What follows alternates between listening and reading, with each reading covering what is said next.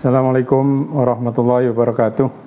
Alhamdulillah nahmaduhu wa nasta'inuhu wa nastaghfiruh wa na'udzu billahi min syururi anfusina wa min sayyiati a'malina. May yahdihillahu fala mudilla lahu wa may yudlil fala hadiyalah. Asyhadu an la ilaha illallah wa asyhadu anna Muhammadan abduhu wa rasuluh. Allahumma shalli ala sayyidina Muhammadin wa ala alihi wa sahbihi ajmain. Amma ba'd. Mental pemenang itu adalah mental yang mengajari kita agar kita selalu bisa memetik kebaikan dari setiap peristiwa. Baik itu peristiwa yang baik ataupun peristiwa yang buruk gitu. Sehingga kita nggak pernah rugi dalam hidup ini. Semua jadi baik. Bahkan tidak mengenal kata kalah dalam kamus kehidupannya. Dan ini diajarkan oleh Rasulullah SAW. Ajaban li amril mu'min, kata Rasulullah, perkara atau sikap mental orang mukmin itu sangat mengagumkan.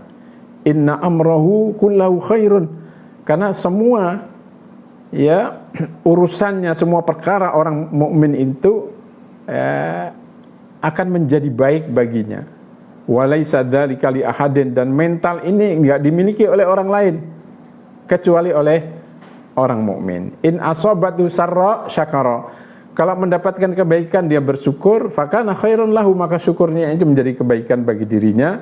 Wa in asabathu dharra, dan kalau mendapatkan sesuatu yang tidak menyenangkan, maka sabar, maka dia bersabar, fakana khairun lahu, dan itu menjadi kebaikan baginya. Apalagi seseorang itu kalau sudah sampai pada tingkat ridho, itu luar biasa. Dan ini yang dimaksudkan adalah tingkatan ridho, makom ridho. Kalau bisa setiap mukmin itu berusaha untuk bisa mencapai makom ridho. Makom ridho itu definisinya salah satu di antaranya mendapatkan kebaikan atau keburukan menurut pandangan mata kita atau menurut pandangan orang lain itu sama saja. Membuatnya dia sama saja menyikapinya, tetap bersyukur pada Allah, bersabar, tidak berkeluh kesah, tidak menganggap ini buruk bagi saya, bagi keluarga dan sebagainya.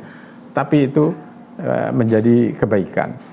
Saya pernah memuat satu tulisan singkat tentang membuat ilustrasi tentang sikap ridho itu antara seorang menteri dengan seorang kepala negara, raja di zaman dahulu gitu. Menterinya ini menteri soleh, sudah mencapai pada tingkatan makom ridho. Mendapatkan apa saja, situasi, kondisi, selalu dia mengatakan khairan, insya Allah selalu baik gitu. Satu saat raja ini yang selalu dikawalnya itu mengupas sesuatu menggunakan pisau, lalu kemudian pisau itu memotong satu atau dua jarinya, itu jarinya putus dan mengeluarkan darah. Sang menteri melihat itu, dia meredam raja yang dikawalnya, insya Allah baik, bersabar, insya Allah baik. Nah, mendengar perkataan ini raja itu marah. Kok jari saya terputus kamu bilangnya baik, katanya.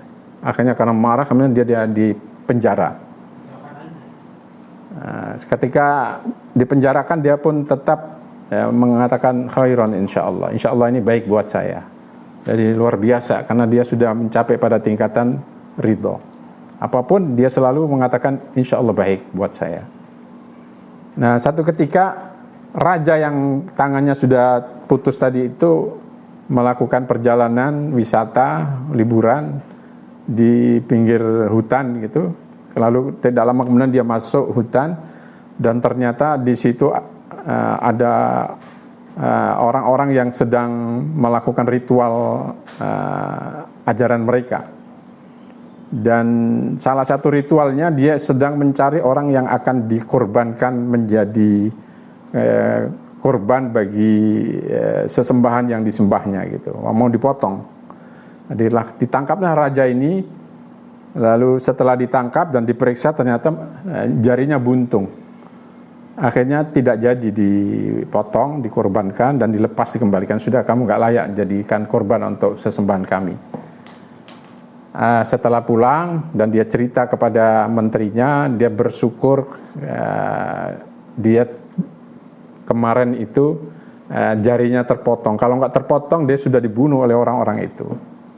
Nah, dia baru bisa ngerti ya kebaikan ucapan menterinya yang mengatakan insya Allah baik. Lalu penasaran rajanya, tanya kepada menteri, saya ingin tahu apa sih, kenapa, apa rahasianya kamu ngomong waktu saya penjarakan kamu tetap ngomong khair insya Allah.